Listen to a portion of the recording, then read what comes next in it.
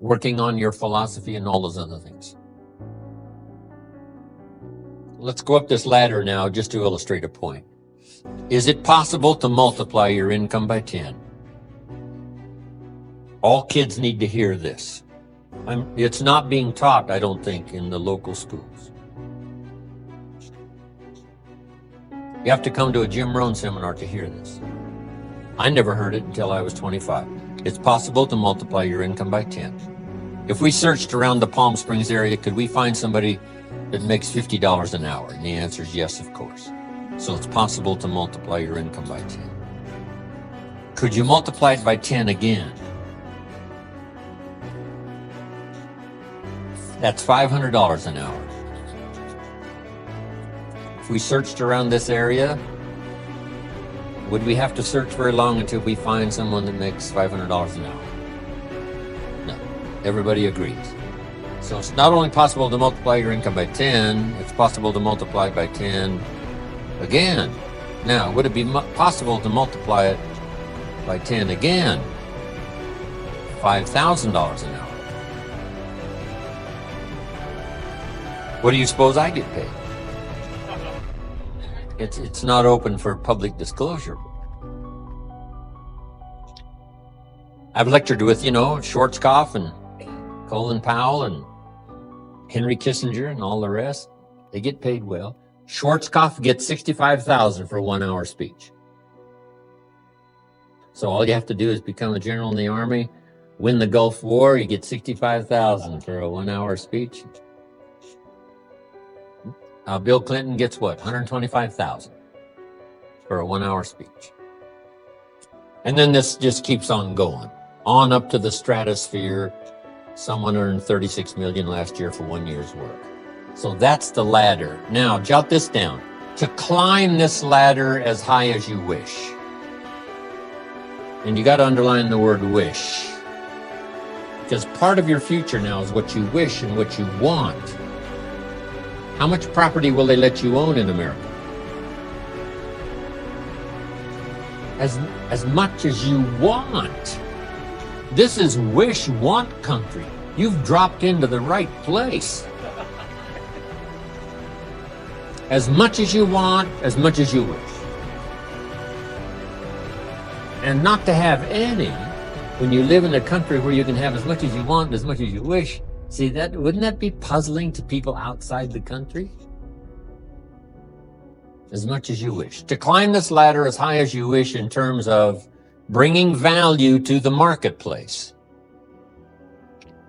and becoming valuable to the marketplace as high as you wish. Here's all you have to do, and Don and Greg heard it all those years ago, and it's a simple analysis, but it's so true. Here it is, one more time. Learn to work harder on yourself than you do on your job.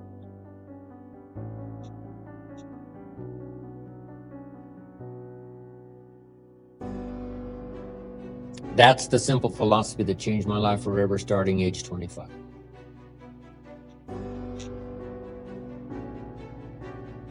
If you work hard on your job, you can make a living, which is fine. If you work hard on yourself, you can make a fortune, which is super fine.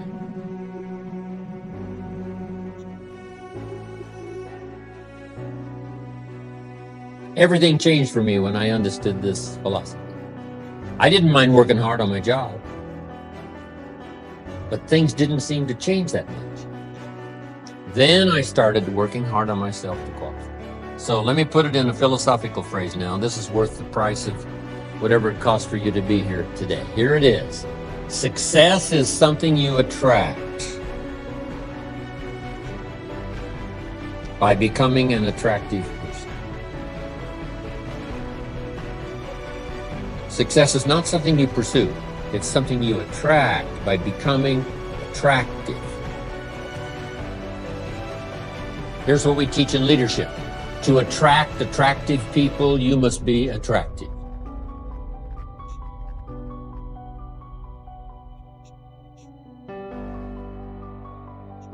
And the whole scope of this we call now personal development. You can have more than you've got because you can become more than you are.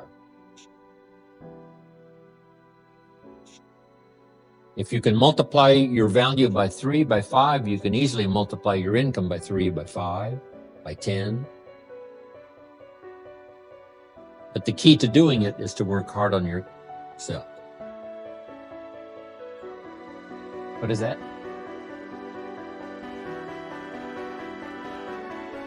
Oh, right.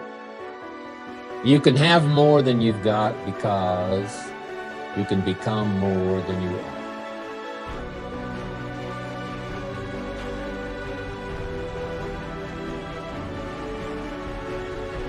Now, that's why I mentioned this personal development part is learning multiple skills. If it would serve you, multiple languages, okay? Working hard on yourself.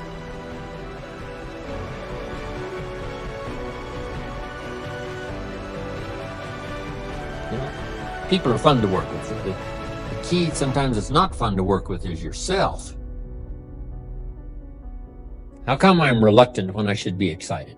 Right? You just go through this dilemma. The work we do is fairly easy. Mr. Schoaf, my first mentor, taught me, you know, the world is mostly full of real nice people. In fact, he said there's only about 11 or 12 real nasty, miserable, horrible people in the whole world. Now, he said they move around a lot. So you're bound to find one once in a while. But if you found one, you say, hey, there's only 11 more like you. I can handle that. I mean, there's not 1,000. But here's the big challenge, working hard on yourself. Personality and temperament and mindset. Talked about culture.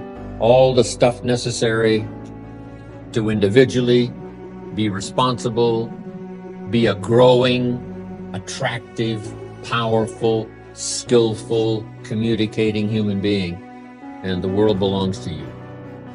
Now, to get others to do the same, that's part of the challenge, but these multiple skills can help you to do that. Now, jot down these 5 key ideas that can help us all to take advantage of the 21st century. Here's number 1, work on your personal philosophy.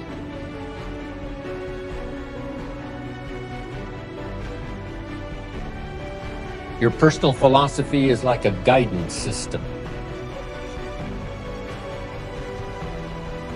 Personal philosophy, a guidance system.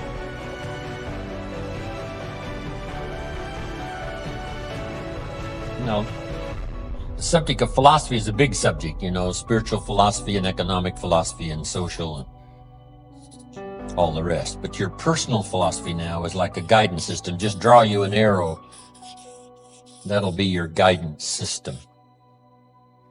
And your guidance system only does 2 things. 1, helps you to see the dangers over here so you don't build on the sand, even though at the moment it looks attractive. Blue sky, fleecy clouds. Why not build on the sand?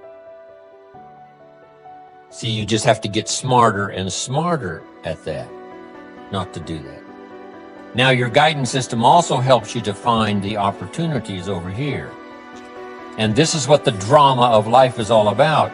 Danger riding side by side with opportunity.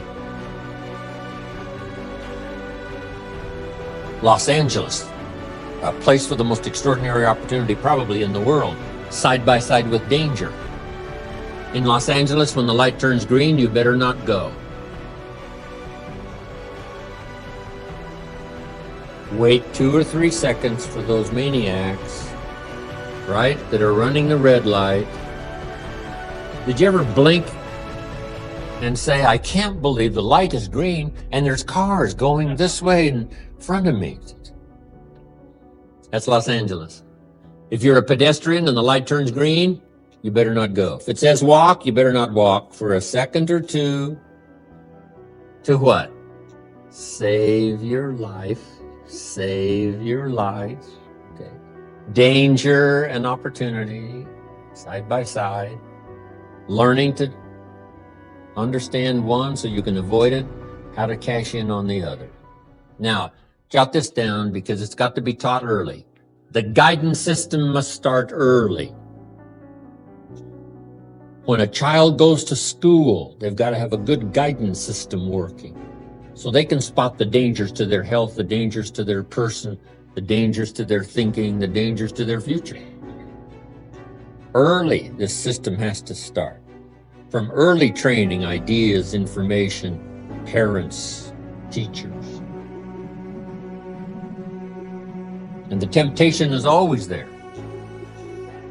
When I was a little kid growing up, I saw this cartoon of a little boy with a little devil on one shoulder and a little angel, right, on the other shoulder, both whispering in his ear. The little devil says, go ahead and do it, it'll be okay. Little angel says, no, no, no, no, no, no, won't be okay, no, no, no. Yes, yes, go ahead, you can get by with it this time. No, no, no. What is that? It's called high drama. This is high drama. Every day of our life, we're tempted. Cross the line, tempted. Run the light, tempted. Sometimes it could be fatal in a moment. Here's a father who loves his family. He's a respected citizen of the community. He's got a thriving business, but he's late for an appointment, and he's pushing it in Los Angeles. And the light turns red, and the voice says, go, you can make it this time. Besides, you're late, go. And now he's dead. This is not an evil man. This is not a bad man. This is a careless man who in just a moment of thoughtlessness loses his life. So everybody's guidance system has got to be alert and working. Whether it's in business, crossing the line. Whether it's a moral question, ethical question, all the rest. All of us, that's why the great prayer says, lead us around temptation. Help us to manage this dangerous side. And then it just goes on and on.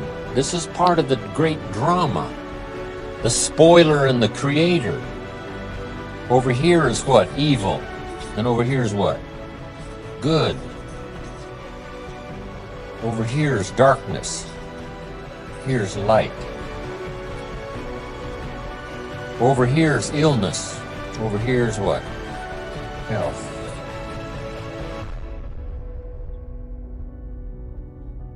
Over here is death. Over here is what? Life.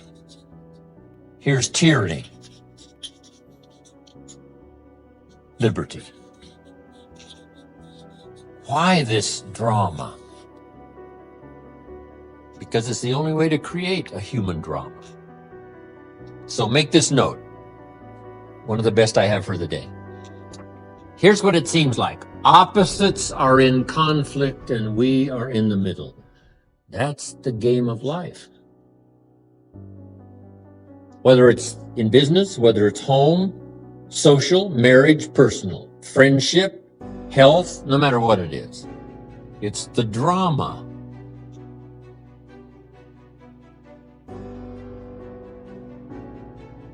In your bloodstream, there are red corpuscles to nourish and give life like a mother, and white corpuscles to fight and kill like a father.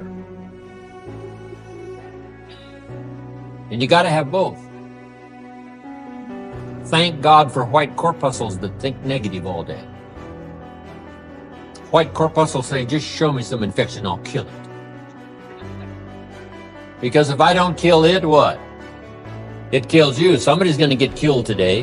White corpuscles say, it's up to me to make sure it's not you. So the war is going on. Friendly bacteria and unfriendly bacteria. This is the game. But what if you picked up a book and the first chapter said, everything's fine. Second chapter, everything's fine. Third chapter, hey, everything is just fine. Fourth chapter, everything's fine. Would you finish the book? And the answer is no. What kind of a book is this? That is not the book. First chapter, the war is on. Let me read the second chapter and the third chapter. Isn't this the deal? Let me give you the last illustration. Would it be possible to win if you couldn't lose? And the answer is no. This is called winning and losing.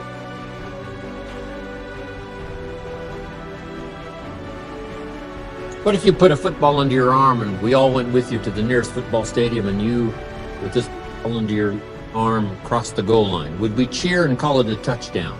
No. It's not a touchdown until you face the 300-pounders that want to smash your face in the turf. And if you can muscle by them and dance past the secondary and then cross the goal line, we cheer and call it a touchdown and maybe a championship, but not without the contest. So it looks like God started this whole thing with the angels. A third of them rebelled and he threw them out. And that started what we call high drama. And the high drama continues today between the spoiler and the creator. And all we have to do now is figure out in our business, social, personal, economic, daily life, how to multiply all life systems by 2, by 3, by 5, by 10, by following a few simple guidelines. One is understanding, first of all, philosophy being like the set of the sail on a sailboat. The winds are always blowing, contrary winds and political winds and social winds, familiar winds and unfamiliar winds, and upside down winds and storms like hit Florida. So the wind is always blowing. But to get to your dreams and the things you want for yourself and for your family and the money and all the rest, you don't have to curse the wind. All you have to do is set a better sail. And that's what sermons are for. Lyrics from songs, dialogue with conversation with friends. And that's what classes like this are for, is to help keep setting better sail so that no matter what happens in 2005, 2006, 7, 8, 10, you will get so good at setting sail that no matter what winds blow, it still takes you toward your destination. That's called the high drama and the game of life. That's it. Making sure you're not building on sand. Making sure your casa grande is built on the rock. It starts with personal philosophy. Now, to develop personal philosophy, and only humans have this remarkable ability. Every form seems to be driven by instinct and the genetic code, except human beings. In the winter, the goose flies south because he's a goose. What else could he do? But not true human beings. Human beings go north, south, east, west, all by choice. Human beings can live one way for 5 years, tear up that script, live another way for the next 5 years. You can tear up the old script and design a new one, starting at this convention. And you can change a little, or you can change a lot. Here's what's extraordinary about human beings. Let's say that you're here. Just draw your little star, you're here. And it looks like if you keep going like you're going, in 5 years you're going to be here. Just without kidding yourself. Looks like if I keep up my present daily activities and all, looks like I'm going to be here in 5 years. And you're not happy with this 5-year destination. Would it be possible to set a new 5-year destination and say, I would much rather be up here in 5 years than where it looks like I'm going to be in 5 years? Is it possible to make that design, make these little necessary corrections here, errors in judgment corrected and all that, and start going this way and wind up here in 5 years instead of here. Is that possible? And the answer is yes. And it's all a matter of personal choice, right? You can change a little or you can change a lot. You can go with the old script or with the new script, either one. At age 25, I decided to tear up the old script. My mentor said, Mr. Rohn, you've been working 6 years. How are you doing? I said, not very well. He said, I suggest you not do that anymore. That's a pretty simple analysis. He said, couldn't we go over the last 6 years and find out where your errors in judgment were? And couldn't we correct those and invest that correction in the next 6 years? I said, I guess we could. That's what we did. That's how I went from pennies to fortune. Incredible. Only humans can do this. See, if you were a tree, you'd be stuck. Right? If you used up all the nourishment around you, couldn't move, then you would die. But that's not true.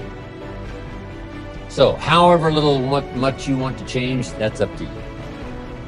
But see, if there's a class and you don't take it, and a skill and you don't learn it, and a discipline and you don't try it, and if there's a possibility and you don't explore it, then who are we going to blame?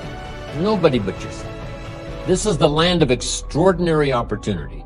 So jot this down in case some of you have to leave early. I've got to leave in about 35 minutes to rush away. I wish I didn't have to, but it's the way it is for today. Jot this little phrase down, and it wouldn't hurt to memorize it. I'll give you time to write it down. Here it is. From testimonials and personal experience.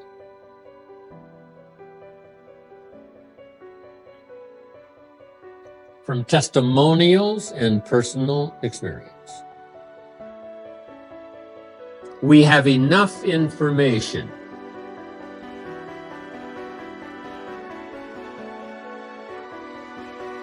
to conclude that it's possible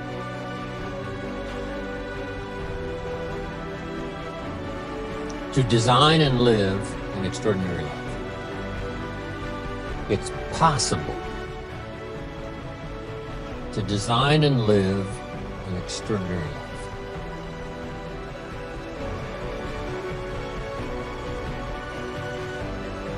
Now I'm going to have you repeat that back to me. Let's all say it together.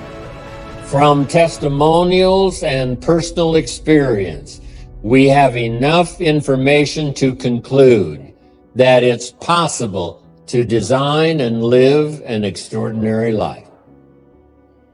I'd like to have you remember that for the rest of your life.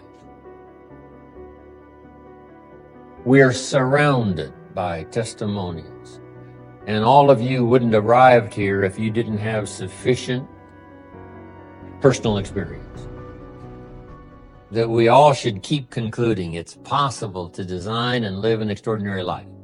And whether you do it more slowly than someone else, or whether you've, set aside the design for a while and you've been coasting, this would be a good time today, during these days of training and teaching, to get better at the design and living this extraordinary life. Now, let me give you the rest of my ideas. The first one was personal philosophy. Learning to judge between darkness and light. Then here's the key: to cooperate with the positive side. It's like your health. Just learn to cooperate with the positive side.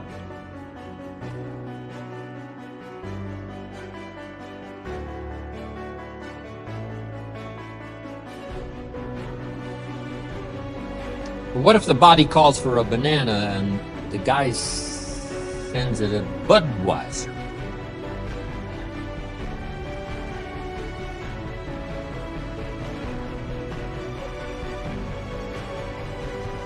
Good health calls for a banana. Now, if you sent the wrong material, couldn't the body now say, whose side are you on? Good health says I'm working overtime, trying to keep you healthy and push illness into a strong corner. I need some cooperation. And that's what the game of life is all about, to find out where the dangers are, minimize those, push them into a small corner. For a long time in the world, there was more tyranny than liberty. Now that the walls came down in Germany, there's now a lot more liberty than tyranny, along with all of the difficulties and stresses and terrorism and all the rest. Nothing new there. But this is a time of more liberty than tyranny, more light than darkness, more health than illness, more opportunity than danger. These are extraordinary times. If there was ever a time to quickly learn, put it all in order, and move forward on all life systems to multiply their values by 2, 3, 5, 10, this would be the time to do it. Now here's 4 more key ideas. 1 is personal philosophy. Here's the next one, attitude. How we feel plays such a major part in our future. First, it's what we know so we can make wise decisions about danger and opportunity. But second is how we feel. First, it's how you feel about the past. You need a healthy attitude about the past so that you use it, not live in it, but use it. Not carry it like a burden, but let the wise lessons you learned from the past now serve as fuel to furnish the future.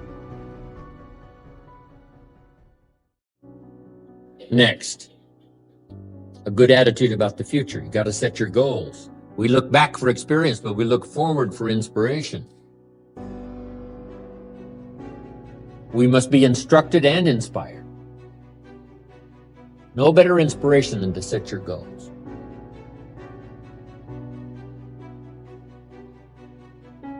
I started this process when I was 25.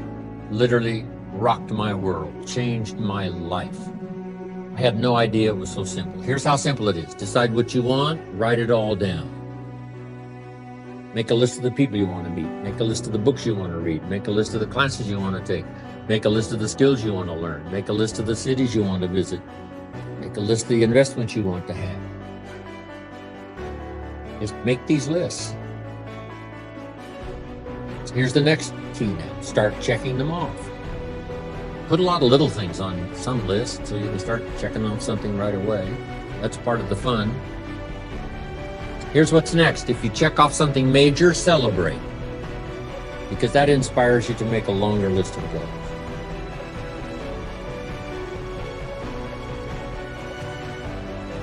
And put everything on your list, little things, insignificant to someone else, important to you.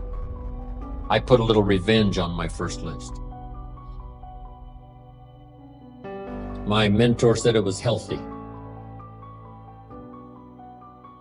Some of the people who said I couldn't succeed, kid from the farms of Idaho, they went on my list. Couldn't wait to get my new car, drive it up on their lawn. Say, oh, pardon me, here's the money to have it fixed. Just little satisfactions. My Japanese friend, Toru Ikeda, San Jose, California, put on his first list, a Caucasian gardener. Yeah, I like that fellow. Way back then, everybody had a Japanese gardener. Everybody, Japanese gardener. I said, I'm Japanese, I'm gonna have a Caucasian gardener. Okay, little satisfactions, right?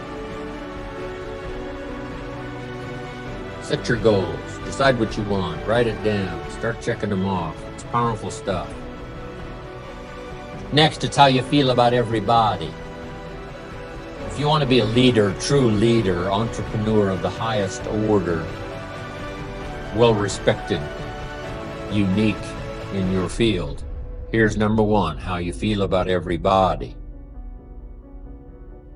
And this is philosophical as well. You cannot succeed by yourself. So a unique sense of appreciation of everybody goes with the territory of leadership. It takes everybody for each of us to be successful. One person doesn't make an economy. One person doesn't make a symphony orchestra. It takes everybody. For this gathering today, all of you had to be here to make this gathering. Everybody.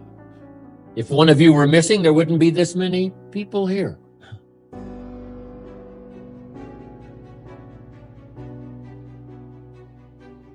Everybody to make something work. For the office, whatever, the enterprise takes everybody. The gift of America is everybody who came over the last 200-300 years, bringing with them their gifts. No country has become such a depository of the gifts of the world like America has over the last 200-300 years. People coming, bringing their gifts. Gift of language, gift of learning, gift of politics, gift of government, gift of medicine, gift of healing, gift of music, gift of the work ethic. All this came in steady streams from all over the world, making us unusual because of the gifts that were brought. And to understand that and appreciate it now gives you open access to the market that's available to make your fortune. Now what I love to do is go back where these gifts came from. Not long ago I was in Rome, had 1,000 people in my class. Someone suggested, Jim Rohn loves the music of Andrea Bocelli, the blind opera singer from Italy.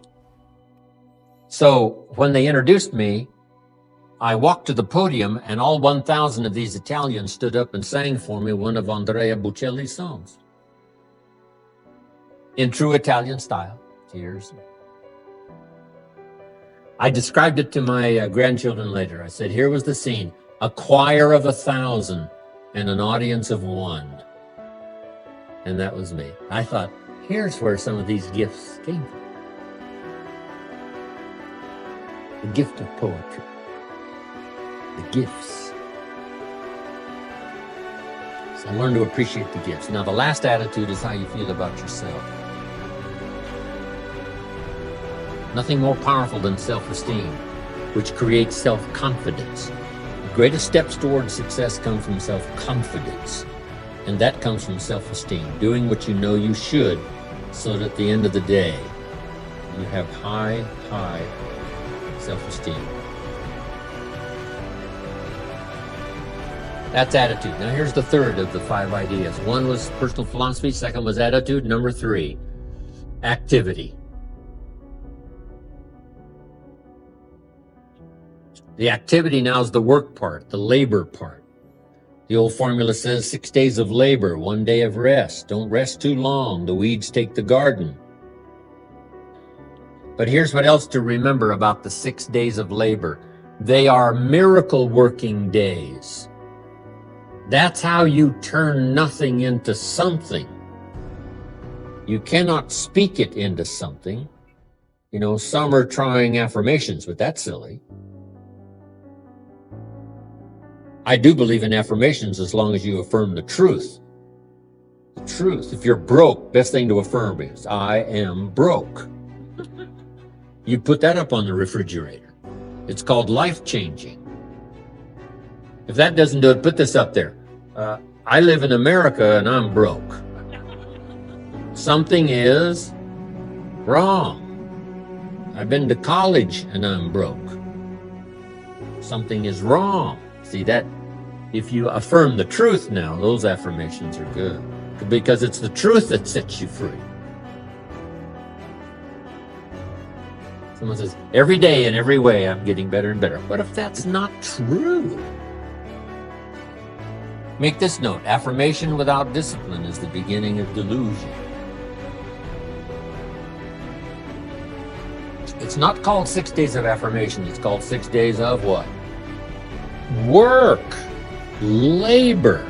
But why embrace the work? Why embrace the work? It is because the work builds the city. The work conquers disease. The work builds an office. The work builds a career. The working on good health builds good health. It's the work that builds a relationship. The miracle piece of turning nothing into something is the work.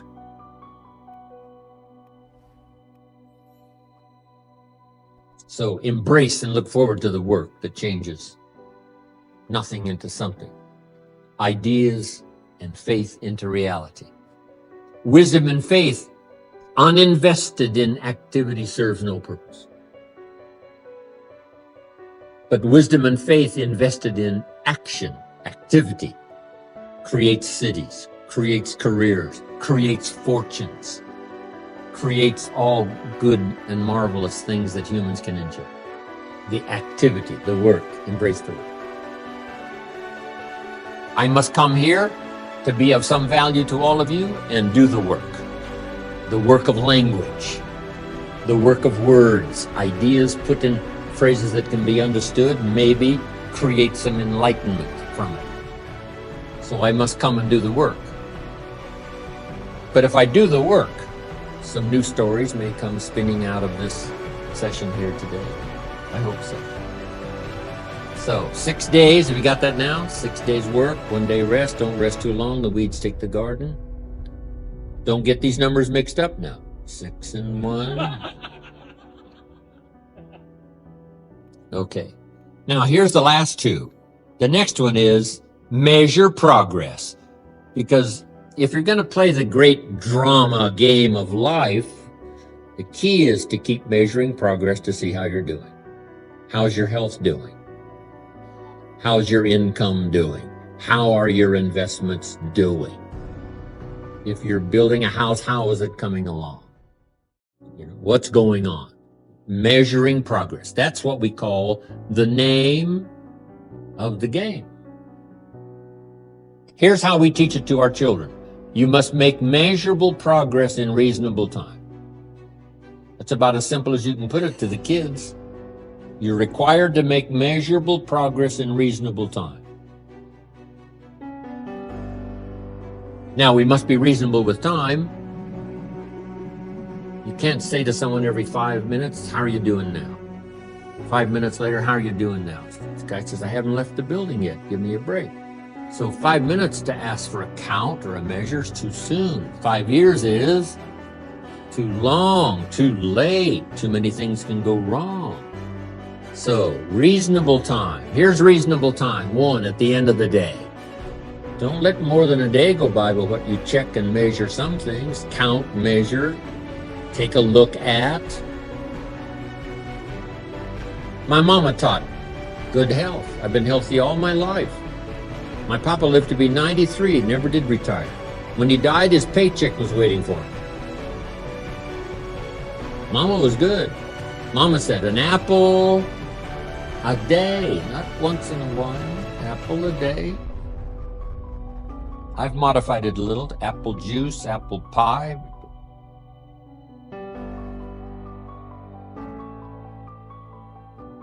Mama said apple a day. So at the end of the day, check off. The old prophet said, if you're angry, try to solve it before the sun goes down. Don't carry it over for another day. Tomorrow it might be too heavy to carry. A conversation a father should have with his daughter today, because the magic is there. If he waits till tomorrow, the magic could be gone. Today, a reasonable time to count. How are you doing? You have how many properties now? Right? It's been 6 months. You have how many now? It's been 1 year. Now you have how many? It's been 2 years, and now you have how many? How many?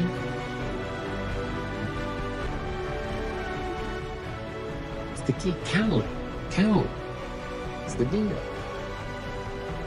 Success is a numbers game. How many years do you want your child to spend in 4th grade? Approximately. About what? One grade. 1 year. Progress, 1 grade, 1 year. And you've got to set up your own measuring system. Don't wait for somebody else to do it. You set it up. Because society doesn't require you not have a heart attack. That you must require of yourself. Society doesn't demand that you build a financial wall around your family nothing can get through. That you must demand of yourself. So the government's not there to measure. Society's not there to measure. You must be responsible enough to measure yourself. How are you coming on this financial wall around your family? Nothing can get through. How are you doing? And whether it's a few pounds to lose, or whether it's a financial wall, or whether it's a growing office, whatever it is, find some ways to measure so you don't become disillusioned, thinking, oh, it looks okay, when it really isn't okay. Measure, check. Measure, check. It's the game to play.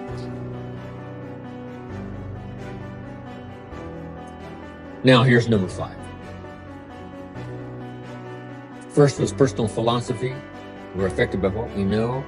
Second is attitude. We're affected by how we feel. I've had this debate with Zig now for 45 years. Should you start with education or motivation? The attitude's the motivation. Philosophy is the education. Zig says motivation first, then education. I say education first, then motivation. It's a good debate. I say, Zig, if a guy's an idiot, you motivate him. Now you got a motivated idiot, in fact.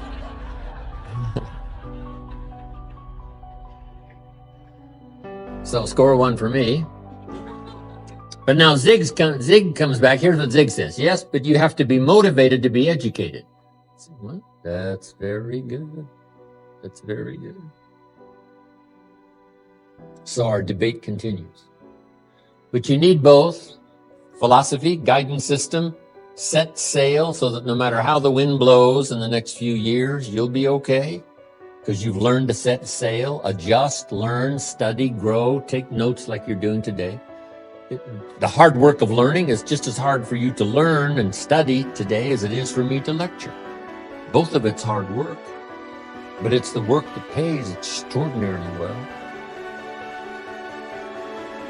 Okay, then number 3 was activity. This is the miracle piece, the 6/7 of your life. 6/7 engaged in activity that creates career, creates a relationship, creates a city, builds the future, creates wealth, power, influence, all of this. Activity. Then measuring progress. Don't kid yourself. Don't be deluded into thinking things, oh, it looks okay. You know, the bank's full of money. That may not be the only sign to check.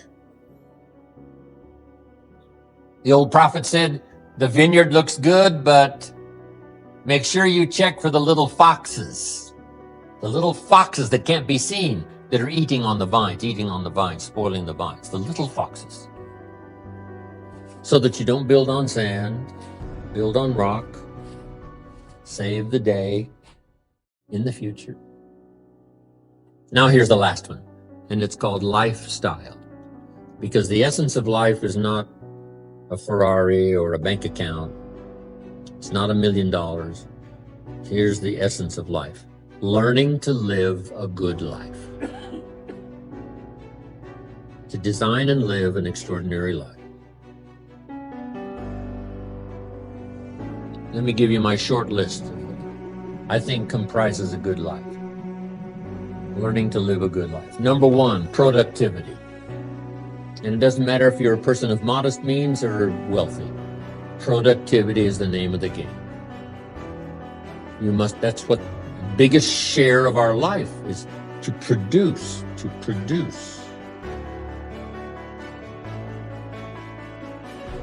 The old prophet said, the sleep of a laboring man is sweet. The sleep of a working person is sweet. A producer, not a drifter. Not the sleep of a goof-off man. Not the sleep of a joker. The sleep of a producer is sweet. Second, friendship. Friendships that endure.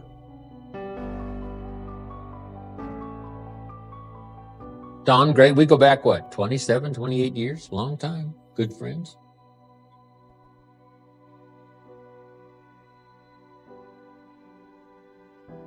Friends are those wonderful people who know all about you and still like you, right? Those are good friends.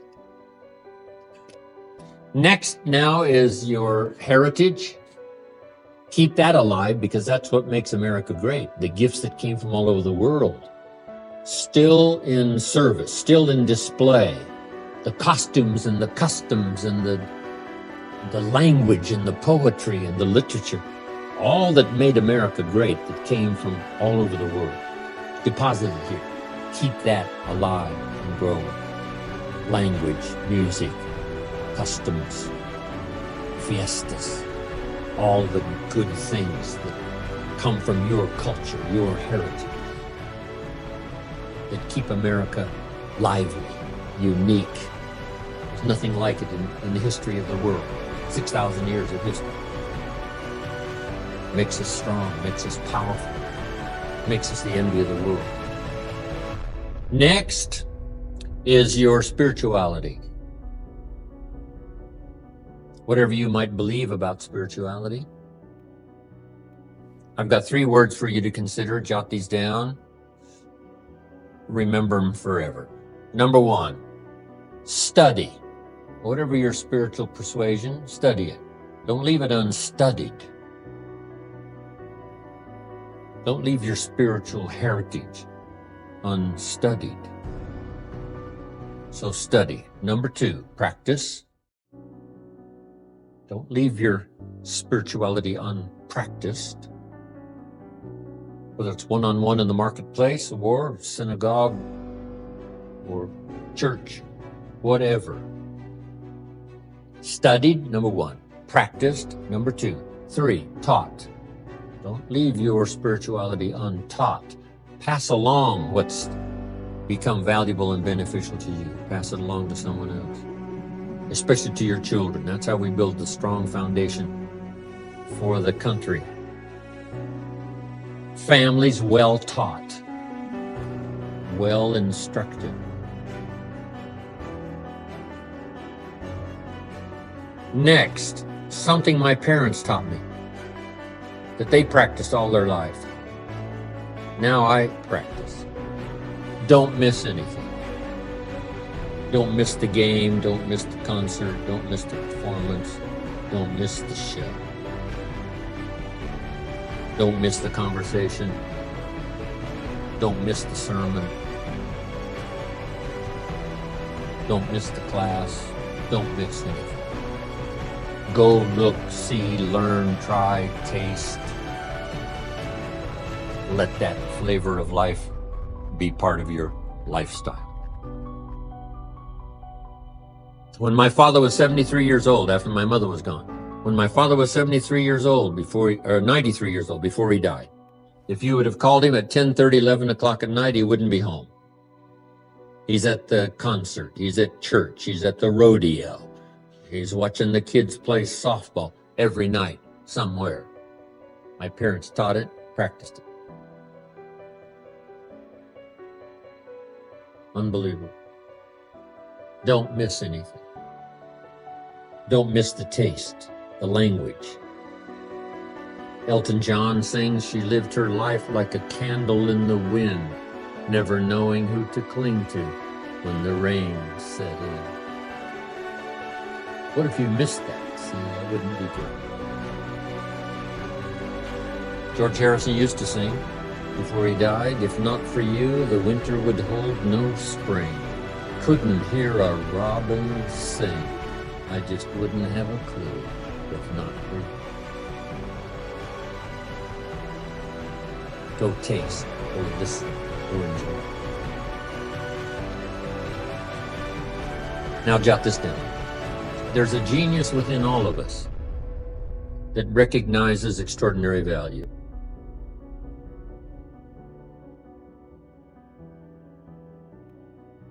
besides Greg and Don and, Tony and a whole long list of others, Mark Hughes, some of my claims to fame, a name maybe you might recognize, Ann Geddes.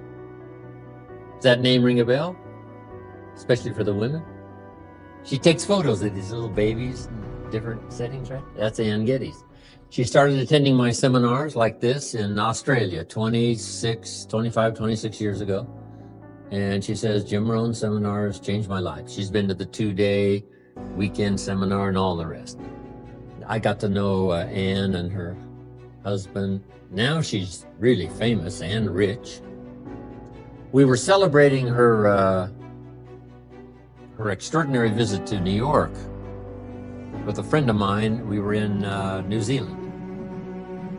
And Ann and her husband and Terry Butler, a friend of mine in Australia, and myself, the four of us, were celebrating Ann's New York success. And Terry found a bottle of Chateau Yquem, one of the finest wines in the world. I know he paid about $600 for it, which was New Zealand dollars, probably about $400 maybe, American money. But anyway, nice bottle of wine, $400. For the four of us to share. Now, we probably, and I'm sure we did, hope that no one we knew came by. It's just one of those things, right? Because there's only four and there's only one bottle. But anyway, if you would have come by, I'm sure we would have let you taste this wine. And if you would have tasted this wine,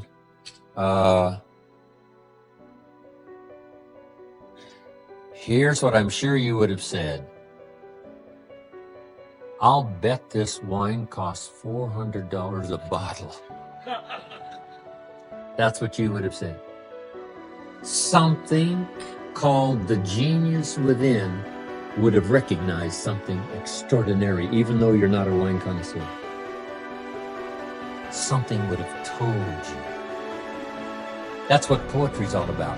Somebody that puts the words together and you say, wow, that is extraordinary. That is fine. Music, language, conversation, learning to recognize the extraordinary in the fine.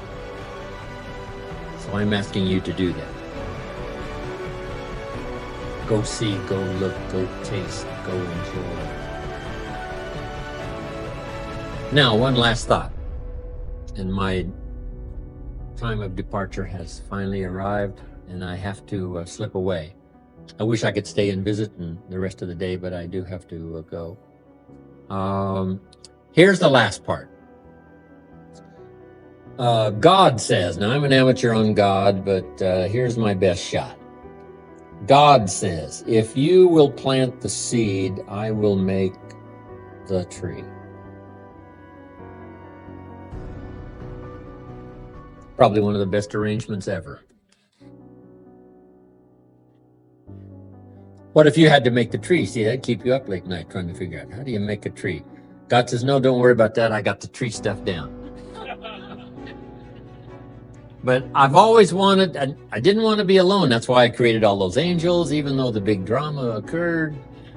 I still like to work, right, with humans that are interested in working together.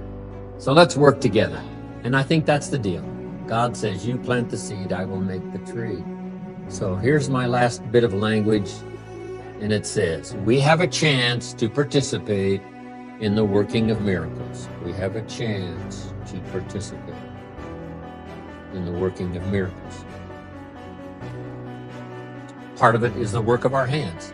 Part of it is the work of our language. Part of it is the work of a soul that cares. Part of it is the work of a compassionate heart.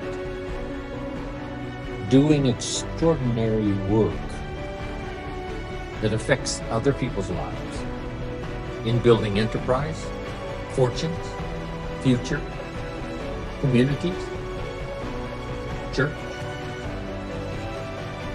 We do good work. So, God bless America in our journey into the future as we do our work to contribute to society. And hopefully it'll all help us to do incredible things as a country to compete among the nations of the world so that America can continue to bless the rest of the world. But thanks to Greg and Don one more time for inviting me for a chance. Next time I see you, my therapy will be complete and I will be back to 100% physically. And until then, God bless. See you next time. Thank you. Come on, everybody.